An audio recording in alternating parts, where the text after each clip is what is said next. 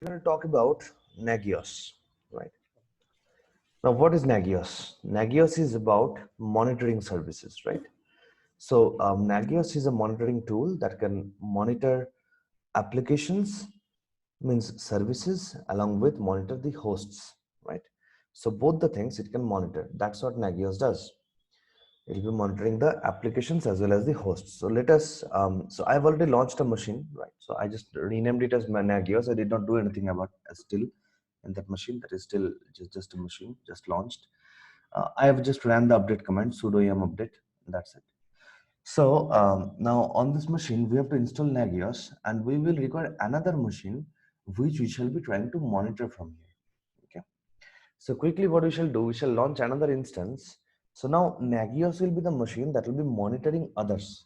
And who are these others? The others are going to be the one, or let's say, if at least we have to take at least one machine, so that's going to take, that is the other machine that is running over there, right? So we will need to have that machine with ourselves. So let's say this is another machine I'm launching, which I want to use as a machine which I want to monitor. Okay. So my Nagios machine monitors this guy. So I'll just call this thing being monitored by Nagios. I wrote like that so that I can filter out by the word Nagios. So it will just show these two. So I'm saying that it is being monitored by Nagios. So this is the machine, you can see our Nagios machine. So let us go ahead and let us try to install the Nagios thing within it, right? So for installing of Nagios, what we shall do, we shall try to first of all install some of the these things, dependencies that we need to install, right? So there are certain dependencies which we have to install during installing Nagios. Okay, so let us try to see those dependencies one by one, and let us try to do that. Fine. Okay, great. So I will just copy it. Okay, hang on a second. Let me copy it from somewhere. Here we go. You can see installing Nagios. This is a TechMint page. This link I'll give you. So you'll find out the entire commands for installation over here. I'm putting it on the chat so that everybody can get it. So all the installation commands will find over this. You can see em install y http. This is the command that I need to run first. So this is installing a lot of things. PHP, HTTPD means Apache Web Server, GCC, glibc, right? Make, net, snmp, different kinds of packages it is installing, because these packages would require to be there in order for you to actually go ahead and try to use this particular thing. So let us go back and let us try to actually install this particular thing. I'm pasting it, and here it comes. Oh, sorry, sudo.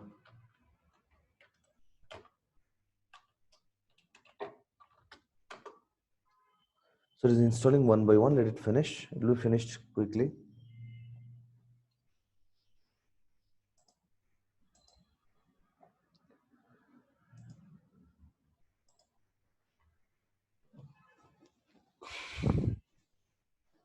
All right, great. So now we shall start by adding a new user with the name Nagios, right? We will create a new user with the name Nagios. So user add Nagios. Now you must know that when you create a user, it always comes with a group. Automatically, it will create a group of the same name. Means if the username is Nagios, it will create a group with the name Nagios itself. Right? It will immediately do that. So let's press enter. Oh, sorry, I have to run sudo. Every time I'm forgetting it. So you can see it is sudo user add Nagios. So a user with the name Nagios has been added over there, right? But we will just not stop over here. We will create a new group of our own also. So I do not want to use the Nagios group. I want to create a new group for myself. So that shall be done by sudo group add.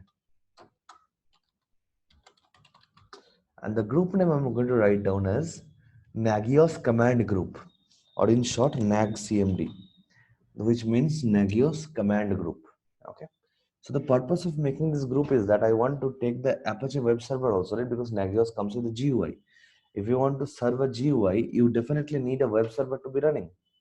So what we shall do, we are creating the nag cmd or nag command group because within this particular group we want to keep the Apache to Apache user also, which is the user for our HTTP server. Also, we want to keep this Nagios user. So both of them will be controlled from the same place. That is why we are creating a group with the name nag cmd, right? So you can see the group is now added basically, right? So we've got the group, we have got every single thing. So now we can go for adding the user Nagios and adding the user Apache within this particular group called nag cmd. So sudo usermod nag cmd for the user Nagios as well as for the user Apache. Apache is the user for our Apache 2 server basically, right? So that's over there. So now that we have got our Nagios ready and our Apache, Nagios and Apache both are kept in the particular group.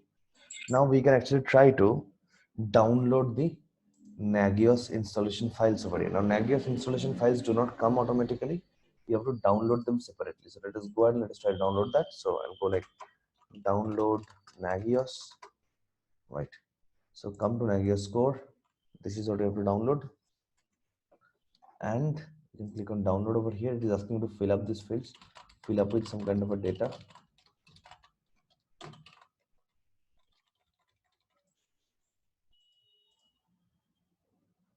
I agree. So just do an agree and come to click on download, right?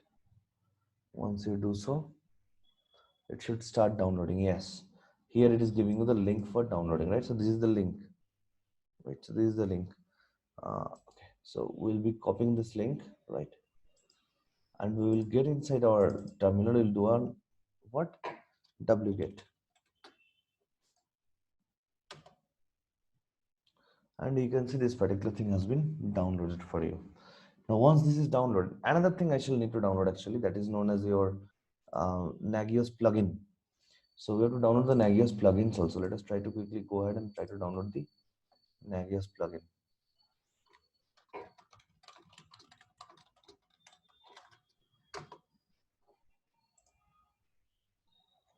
And here is the one. So download this, copy link address. So these two things we shall be requiring basically, nothing else.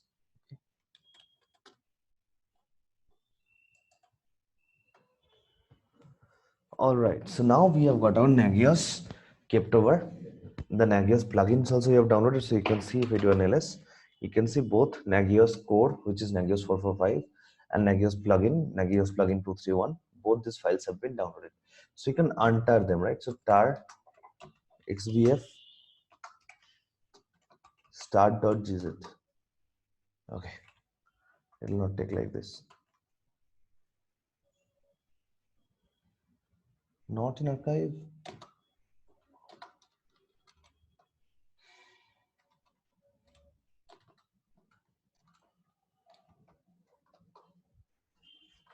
This is done. The other one is Nagios plugin.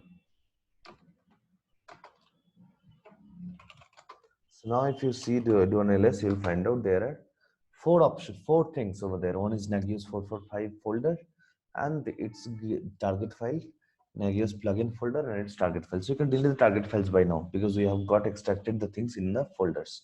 So you can go like rm f start.gz, right? So everything will be deleted which is ending with gz, or in fact .gz, right? So that will be deleted over there. So now we have got our Nagios and Nagios plugins, these two folders. We will first install the Nagios, right? So we'll go inside Nagios. Oh, sorry. So you can see there are a lot of things, right? If I do an LSL, we'll find out there is something known as configure.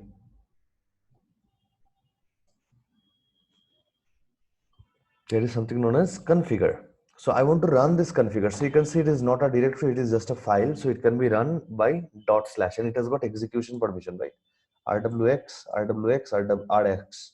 So it has got execute permission. So we can go for running this particular, executing this particular file. So this is how we start. We write down /configure.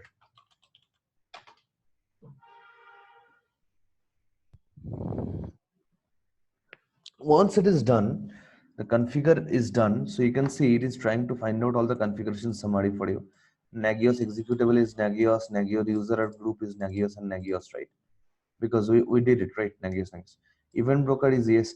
Now one thing we can see that the command user group, it is showing us Nagios is the user, but command group is also showing us Nagios itself. But we do not want Nagios to be the command group for this, right?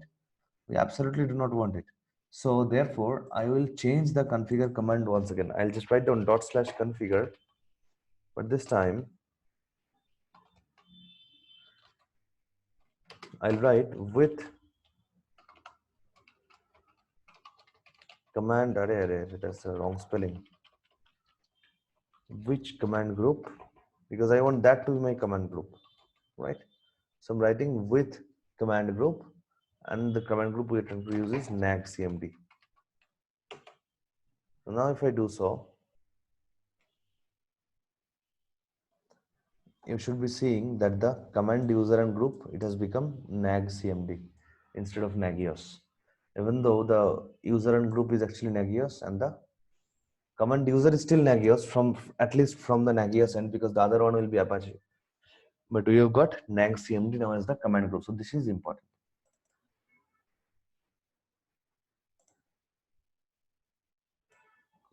So now once you have written all the configuration, you have to go for make all. So that will be actually converting this entire configuration stuffs into binary, so that we can start working with it, right? So you have to write down the command make all.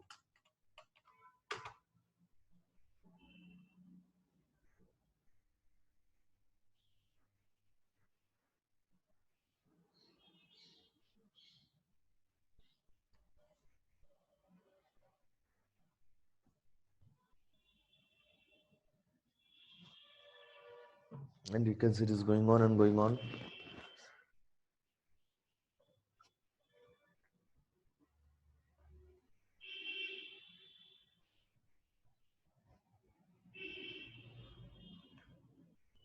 Okay, so now you can see that we have more or less done it.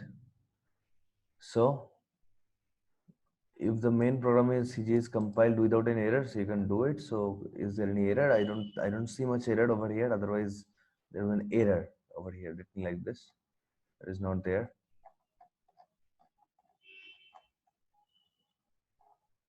So I think we are more or less good to go. So we can now, so you can see what we can do. We can first test, right? So we type make without any arguments for a list of all possible options anyway. So we can go for make test to run the test. So to test out whatever we did, that is fine or not. But anyway, since I'm doing from the official source, I'm pretty sure that is going to be fine only. So I can just skip this particular step. I can directly go for make install, then install init, then install daemon init. Install daemon init, I think you do not need to do, because when you do install init, it will automatically do the daemon init also, right? So install init. These three we have to do. These two, install and install init. Let us see that. After that, whatever we need to do, I think we need to do command user, command mode, config, webconf. All these things we have to do one by one. So let's start by doing make install, right? So I'll run with the sudo privilege because it needs to work on different folders. You can see it has to work on /lib. /lib is actually owned by root. I will not get a permission to work over there. So let me go to sudo make install. Done, right? So now after that, it is asking you to do the make install init. So let us do it. Sudo make install init, and it is done. Then the last one is no, not the last one. Last to the last one. Okay, this one. So let's write down sudo and let's print it. Write down e. Okay, and the last one is install config.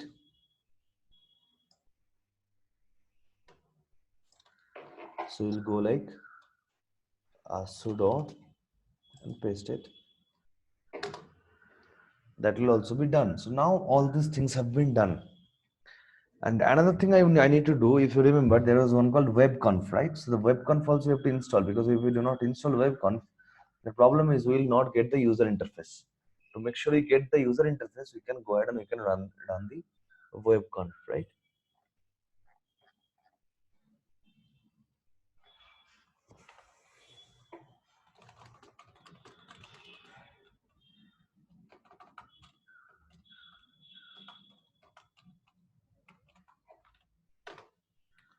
So you can see the web configuration file has been installed. So we will play with this webconf in a moment.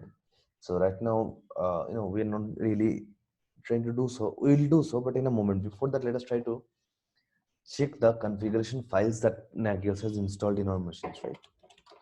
So that's it. This much is the setup, right? A little bit we need to do to make sure that the GUI is coming properly. So that we shall do. But anyway, as of now, this is what it is. So now what we shall do, we shall try to find out the configuration files. Now where are the configuration files? The .cfg files. The .cfg files will be under user local Nagios folder.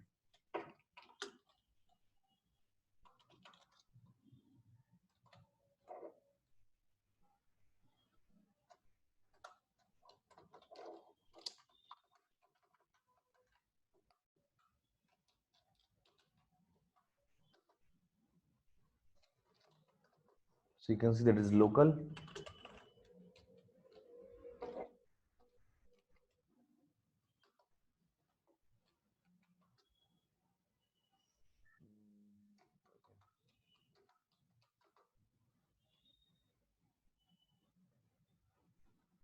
Here we have got Nagios, right? So now you can play with it. Yeah. So you can see all these folders are there. We'll go to etc. Just give me a minute, please. I'll be back.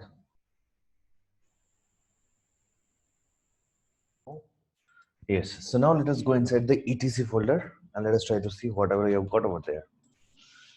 So we have got a particular, see these CFG files are the configuration files. So within your etc folder, all your configuration files will be stored, right? So we are looking for a particular file known as contacts.configuration, which is basically under the objects folder. So let us go to objects and let us run ls, and here you will find out there is a file with the name contacts.configuration. Let's try to open it up.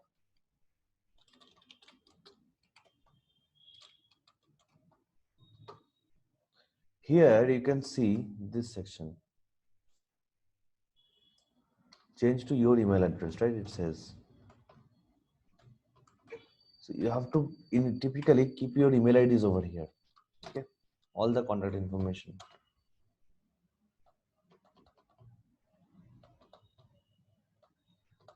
This is for the Nagios administrator basically. So let's assume that I'm just putting some kind of an email ID, right? So let's say Nagios admin at gmail.com. It doesn't exist, but let us just assume that it is what it is. Okay. So here you typically need to write down your own what? Your own email ID. Wherever email ID you want to receive an email to, whenever there is an admin related email that is auto generated. So for that one, anyway, we typically will not see much emails over here, because for that we need to set up our email server, or you have to use Google, just like we did during Jenkins, right? Similar kind of stuff you have to do over here. But the idea is that if you want to send an email to somebody, this is where you have to put their emails. Okay, this is how it works out. So I'll save and I'll come out. So now see that we have got this particular thing over here. We have got this particular thing running over here. So now what we need to do is that we need to go for, I mean, this is the one I wanted to show you. So now I want to go for creating, let's say, okay, I'll show you something else. Then you will understand this better. So if I take you to, if I open up this one again,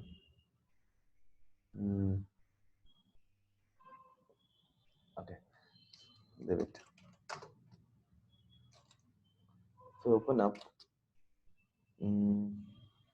so templates, sorry, local user CFG. Let us open up this one. Acha, let's go for templates. .cfg.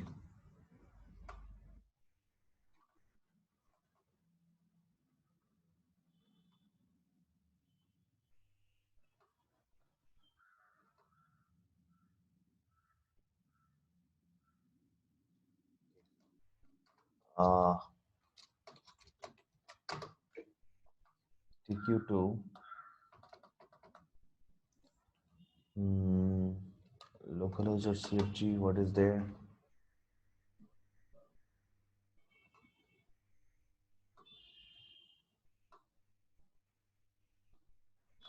Okay, fine. We'll come back to the localizer CFG multiple times later.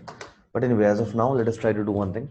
So I want to basically create a user with the name Nagios admin, not on this Linux machine. Okay, I'm not trying to create a user in this Linux machine. The Nagios user that we had created, that was created within the Linux machine.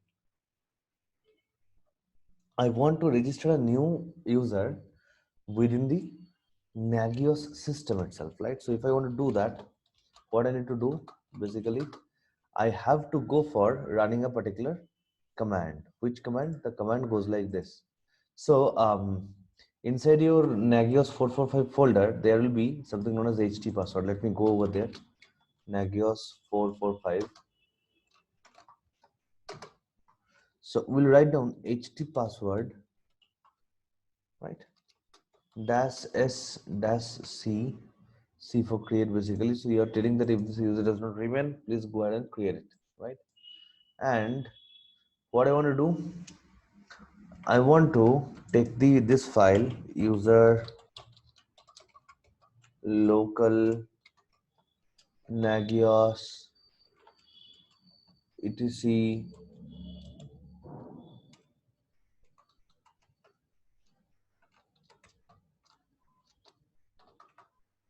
Okay, fine.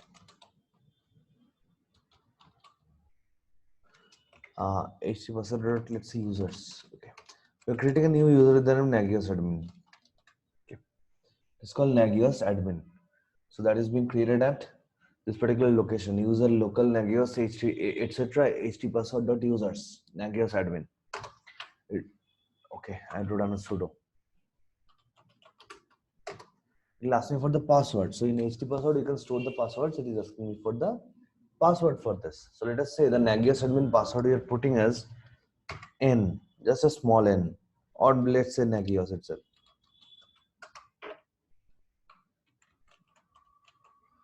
Okay.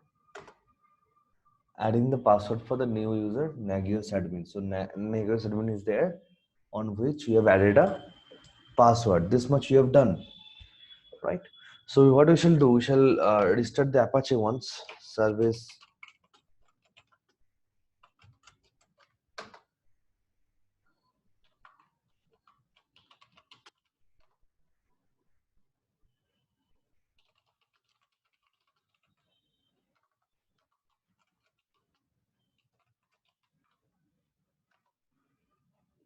So it says it is active, right? It is running, you can see over here. So this guy is running. Now since this guy is running, let us try to go ahead and let us try to hit on port number 18. Let us see what is being displayed over there, right? So back to our this one.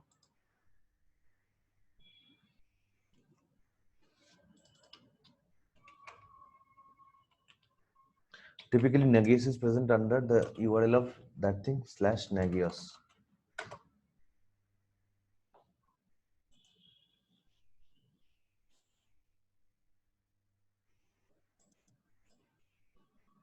I need to open up port number 80.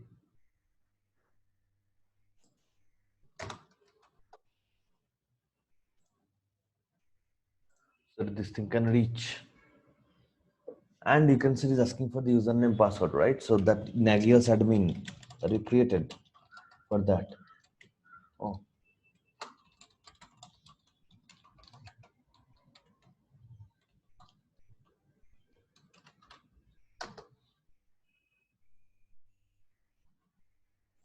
and you can see your Nagios dashboard is opening up, right? So this is the dashboard of Nagios.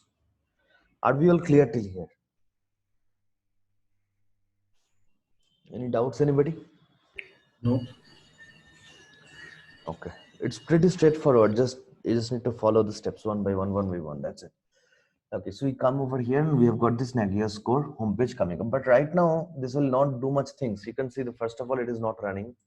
So we are not running the Nagios service only. Now, I did not turn on the service because of one particular reason, that I actually want to make some plugin installation over there, and then only I shall install the Nagios service. I shall start the Nagios service. So now, for installing the plugin, let us do one thing. Let us try to go to your Nagios plugin folder, the folder that we have done. Right. So,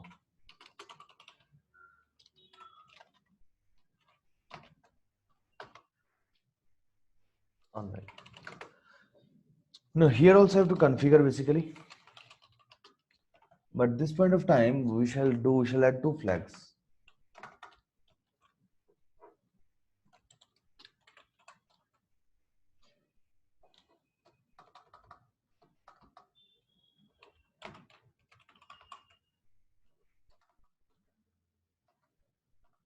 Nagios, yes, user equal to Nagios, right? That is the user we are originally created. Remember, the thing that we are controlling Nagios with, that username is Nagios itself. And also I told you that it always creates its own group, right? So we no longer wish to write in the NAG CMD group, because NAG CMD group was created with the objective that I want to bind Apache 2 and Nagios together, which has been done. So I'll not touch the NAG CMD group, but I shall be using the Nagios group itself. So with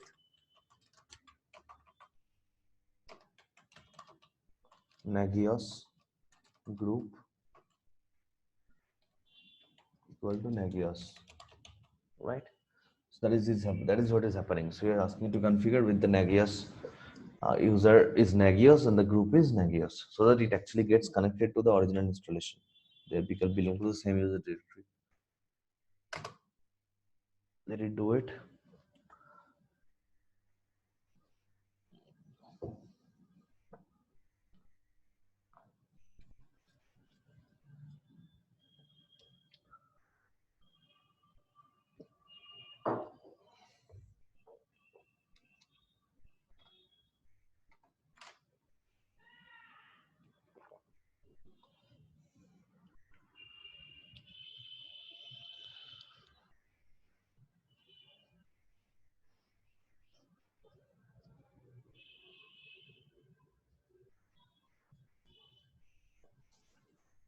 Right. So now once you have done this configuration, you can go for make. Okay, fine. Sorry. I have to go for like sudo make.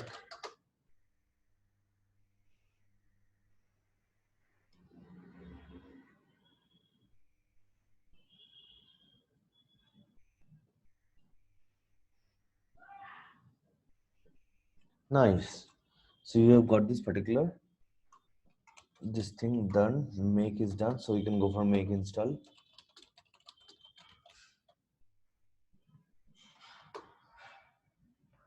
And this particular thing has been done.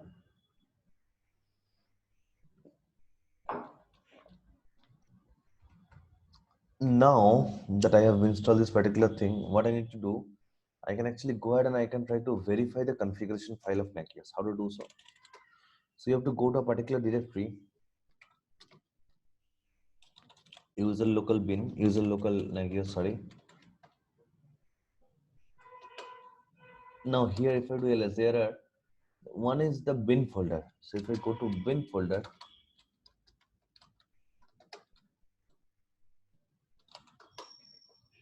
if you go to the bin folder, you can find out there is the Nagios executable, right? So the Nagios shell file is here. So this is what we shall be using to verify. What shall we verify?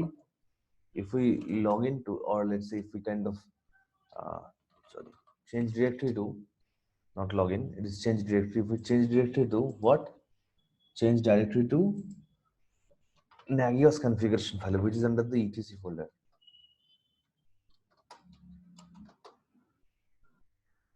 So you can see there is a Nagios configuration file. So what I want to do is that I want to basically verify the Nagios configuration file using the Nagios executable, right? So that is something that you can do over here. So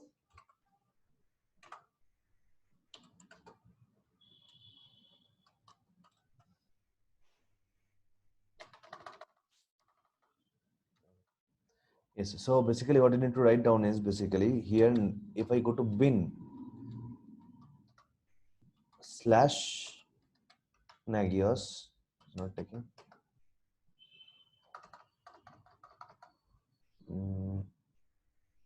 Okay, fine. So I'll do this thing.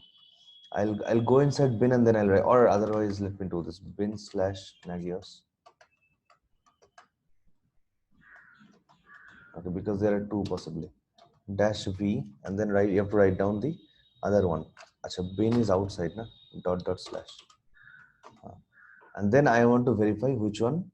I want to verify the Nagios configuration, which is here. Right? Sudo. This is the command. So you are saying that please take the Nagios file and through that please verify the Nagios configuration file. Right? And this is the message you are actually looking for. Warnings is 0, errors is 0. If this is coming, that means you are perfectly good to go. Right? This one you understood, right? This step? Yeah? Guys? Timing, we are just looking at your activities. Later on, we have to practice. Then we'll get. See, I am in the etc folder. Yeah, okay. Now, dot slash means what? Coming up back one step? Coming back one step, no? Dot means. Yeah, yeah. So I wrote dot slash bin. So I came out of etc, I came to user local Nagios, and there I went to bin folder within which there is the Nagios executable. So using this executable, dash V is for verify. I'm verifying which one Nagios configuration, which is present in this directory only. So I just wrote down Nagios configuration. If you were, let's say, if you were at bin itself, then here you had Nagios, you could have written like this, Nagios dash V dot slash, sorry, dot slash Nagios dash V, and then dot slash, so dot slash coming out of one, going to etc, and ultimately going to Nagios configuration. That also worked. The same thing would have happened. So if I do so, sudo, and you can see the same thing. So depending upon where you are, your command might change. Basically, that is the idea. So you can see that there is 0 warnings and 0 error. So this is exactly what we are looking for. When you find 0 warning and 0 error, that means it is perfectly working, right? Okay. Now that this thing is happening, right? Now we can go for actually, so we can actually go for okay, we can just actually go for running the Nagios service, right? So that's something we can do. So I'll go like sudo service Nagios start, right? Sudo service Nagios start. Also we shall go like sudo service httpd start. So we're just restarting every single thing just to make sure that they are performing up to the mark. Now let us come back here. We had this particular thing, it says not running, right? So refresh, and this time you can see it is running over there. So there is the process ID 15571. That is the process ID that it has got, and this is your Nagios basically, right? So now when you see this thing, now the question is, where is the monitoring part? The monitoring part is here. Come here, hosts. You'll find out how many hosts are you're monitoring. So right now you're monitoring only itself. That is why it is talking about local host, right? You are monitoring only itself. That is why it is talking about local host. If I add more hosts and more services to it, then they will start getting added over there. Now the thing is that if I want to add more hosts and more services, you can see, just see how it works out. So if I click on this particular host, I'll find out everything about this particular host. So this host is up, right? So last time it tried to check at 3:08. The next schedule check is at 3:13. That is because there is always a 5 minutes of gap. right? So at 3:08 it did the check, at 3:13 there is the other check that is coming into picture. Fine. Okay. And apart from that, there are active. Acha, understand this point. 1 to 10 heart state and all those things, what it means. So basically, it will be before declaring that this particular thing is not working, it will be checking it 10 times. So this is just like the health check that we do, right? So in fact, the health check that we do on our, let's say, if you think about AWS, right? There are a lot of health checks. So health checking basically means what? Health checking is not something that is just for AWS. Health check simply means that you're trying to figure out whether that particular instance is okay enough to handle load or not. If an instance is not okay enough to handle load, that means that particular instance is just not healthy enough, right? So 1 out of 10 basically means in the first try itself, it is always getting the ping back. So in case it does a try, let's say, and it does not get the ping back, then it will again do it. Again, it will do it again. So if it reaches 10 times and 10 times it is failing, it will be considering it as a very critical issue and that particular server is not working at all, right? That particular server is completely down because it is the physical server we're talking about. Because you can see we're in the hosts. If we come to services, the second one, then we are talking about the particular applications. So services are the applications that are installed on that particular host. You can see HTTP, it is checking a lot of services. It is going to check SSH. It has not yet done it. It has already checked the ping, right? So ping service is working. Ping means ICMP service, right? ICMP is turned on, so ping service is working because within local it is doing. So in local you can do anything. If you can locally ping, I mean just ping 127.0.0.1, the same thing, right? It is happening over here. So you can see all this checking it is doing now. It does not automatically update. You have to keep on clicking over there to see the update. See now the root partition is also okay, right? So to keep on clicking over there to the services section to see all the updates that is happening. Fine. Acha. Now, before I go into how to add your own host and own service, in fact, I told you, right, that we can launch our own hosts and then add those hosts, that particular host over here and all those things. So before you can do that, I want you to be very thorough with this particular this installation part, because now in this Nagios, what happens, whatever you're trying to do, all these things will be added through command line within the configuration files. So in case you are not very good with this configuration files, so whatever you have done so far, if you are not very good with this, it will be extremely difficult for you to understand what is going to happen after this, right? It's very difficult. You will probably not be able to understand what I'm doing, because I'll be changing a lot of configuration over here. So the first thing I want to do is that I'll explain you the process once again. I'll just do an history, and whatever commands I'll get, I'll copy it so that I can just explain the process once again. You need to understand that why we did whatever we did. Okay, let me do that first. So I copied this. Let me paste it somewhere, maybe on a notepad or something. Hang on a second. Yeah. So see this. Look at this notepad. So you have pasted it over here. Understand what is happening. First, this is still the update. So this thing is basically the dependency installation.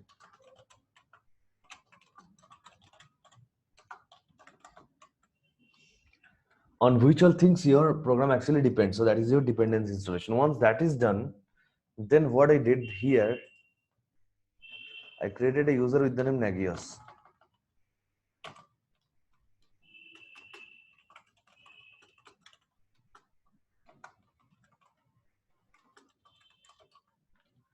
Right?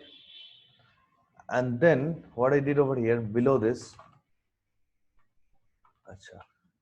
below this I actually tried to add a new group, create a new group.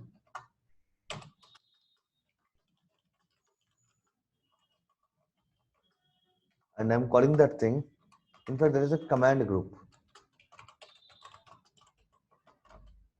And I'm calling that thing nag cmd. Okay, nagios command. So then what is happening? We downloaded we added, is this line? No. So here what I did, in line number 9,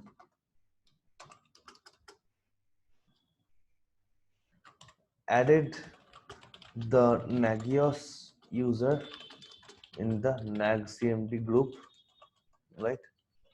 And similarly, I also added the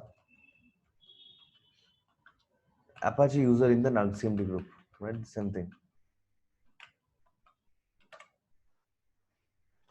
Then I downloaded these two files, right?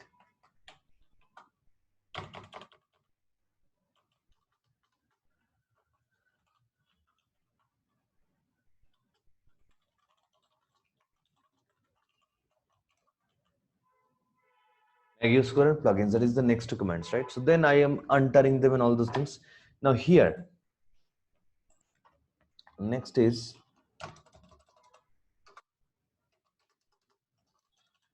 entering the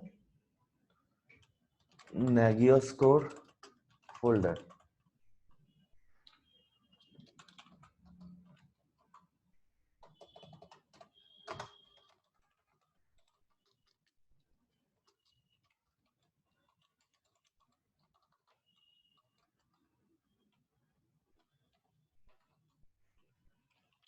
Configuring for CFG file generation. CFG means configuration file basically. And any potential edits. Then what we did, make all, right? So here you're running the make commands.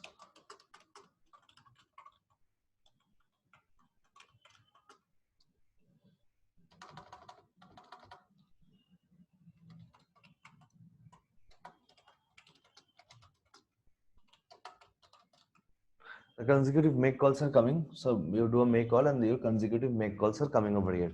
So this, I know this webconf is a special one. This is for your GUI. If you do not install this, you will not get the GUI, right? So this one particularly is for the GUI.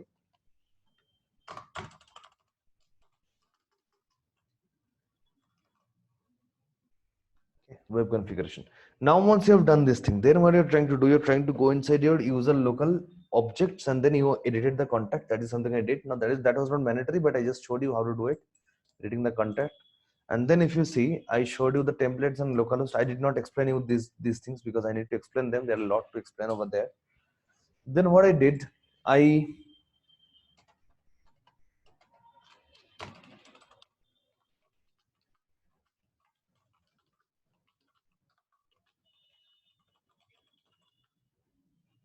create a user and register in the HT passwords, right? Once you have done so, then we started the HTTP service, you can see, and all these things, right?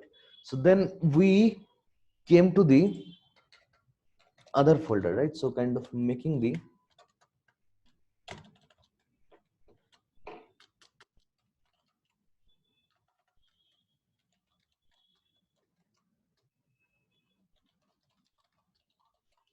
plugins folder. That's what we did over here, right? So no, that actually we did below it. This was not making, actually this was configuring.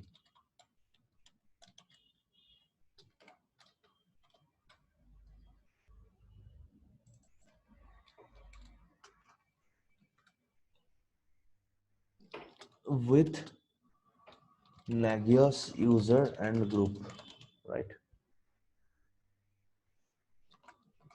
Then comes your make call.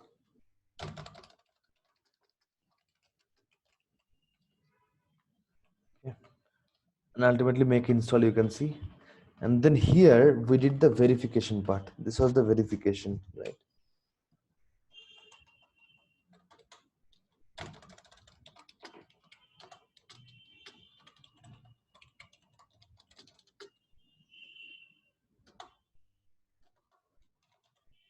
Verification for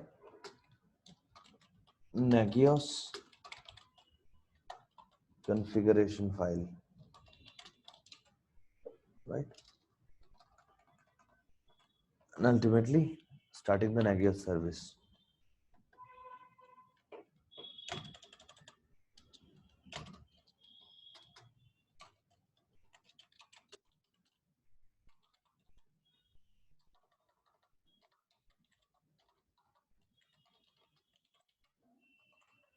right? Starting the Nagios service, and also it restarted the HTTP server, you can see, and then it will be able to be, you will be able to find it at your server IP / Nagios, right? So this is where it will be accessible at.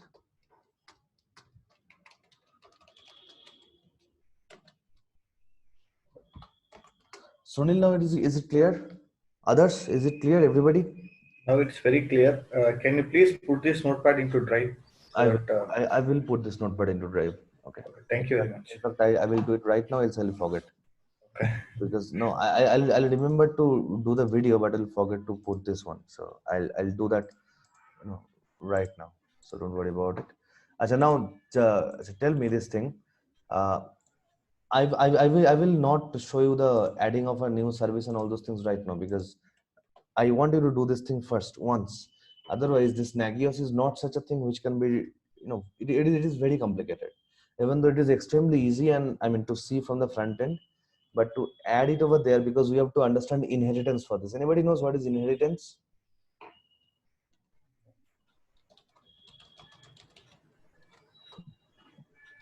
Yes? Nobody knows what is inheritance? Yeah, we know. Tell me what is inheritance? It's like it's like parent and child thing. You inherit all the properties from parent. Exactly. It is exactly a parent and child thing. Hang on a second. So here we have to use inheritance over here. This is your folder, right? I'm not wrong. This is going to be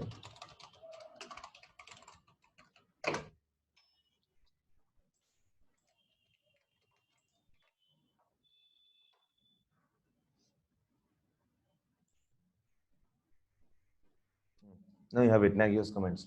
Yes, so it is definitely parent and child.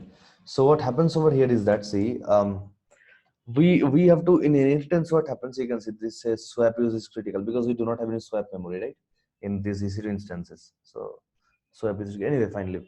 So the idea is that what happens, there will be a lot of data which will be already written in your template file. Okay, now if you remember, there was a particular file with the name localhost.configuration. Localhost configuration pulls the data from template file and makes some changes. So we can also pull the data directly from template file and make changes, or else we can pull the data from localhost and do some changes. So basically, it is like you are taking what all properties is present in one particular somewhere, and from there what you're doing, you are getting those data into somewhere else, and in that part where you have got your data, you can manipulate them or you can use them as they are. That is called inheritance. So inheritance has got a big role to to add these services, or let's say, I mean, both application monitoring as well as your typical host monitoring. So both these monitorings, this thing has got a very big role to play. This guy, inheritance, because the entire thing will work on inheritances, and also we have to go ahead and kind of do the stuffs, and that will be completely command line. There is no GUI related. GUI will just come and see, right? So we'll just come and see over there, and we have to do a lot of things, like once you understand the inheritance part, then we have to go for actually like hitting on a particular pinging on a particular port and all those things, and see how the response is coming, and if that is actually reflecting in the front end or not. And also these kind of testings we have to do, right? So before you actually set up a monitoring server, you first set up the monitoring server, you do all kinds of testing, and then only you go forward about that, right? So that is how you do this, right? So I would require you to understand this thing, and if possible, I am making the class short. I'm making the class only 1 hour, right?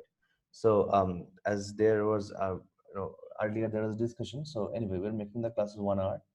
So you're anyway, your more or less your things are more or less done, so they will be done off in another. I'm expecting this another 3-4 days, right? It will be done off. This week is going to be the last week. So I'll keep the session short. I'll not do it, because if I do 2 hour of session in 2 days, it will finish. But let's not do it. Let me give the time, because it looks like it is taking a little time at your end.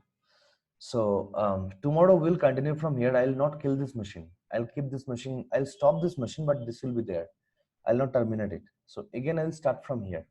And I want you to do the practicing every single day, right?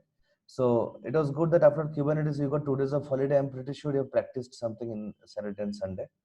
So now that you have done, so for Nagios, Ansible, and Terraform, I want you to actually practice the thing. So we'll take 1 hour of session every single day. And I am starting exactly at 8 o'clock. So please sit at 8 o'clock itself, right? So yeah, so moral is that is the point basically. So practice this thing. I'll upload the recording in another, maybe, by today afternoon. I'll try to upload the record at any cost. So you can just practice it, right? And the comments I've already written, just go ahead and try it out. We will take each of these topics, that is these three things: Nagios, Ansible, and Terraform, two days for each of them, right? So we will not rush for this particular part because it is extremely important. Fine. So that will be it for today. Okay. So And one more thing, this Nagios, this installation, each time we have to do it, or no, once. No? Every single thing I have to do once. Kubernetes also, you set up once, then keep on doing deployments. okay, Right? Only once. So until the kill that machine, we can use it. yeah, if you kill that machine, then it is gone, of course. Yeah. Like, or you can save it as an AMI or something. Okay. Right. Okay. Thanks. Yeah. Close it. Vishal, Tell me. I had a doubt like in the other part. Can I ask after? Yes, tell me. Tell me right now. Okay. I had that I was not able to do that email part in Jenkins. Why? What was the difficulty? I don't know. There's some error. I did everything what you did, like the allow the less secured apps thing, and then the port everything. And then it didn't work out. Okay, so did you match the exact steps with my video? Because I think if it is Yeah. the exact steps, then it should work. Because I mean, why will Jenkins differentiate between your Gmail and my Gmail? Right. I Don't think know. if it is the exact same thing, it should work. Right. So okay, we'll do one thing. Will you be able to send some a recorded session of this? What you are doing? Can you record that session when you are I doing it? have the error. I just copied the error, whatever it is. Okay. So can you just paste it in the chat so that I can see it? Okay, fine. Hang on a second.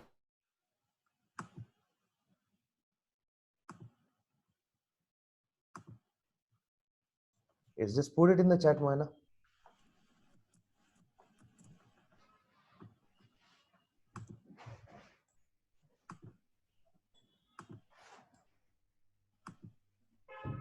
Others, you might leave the meeting. Okay. I'll stop the recording also.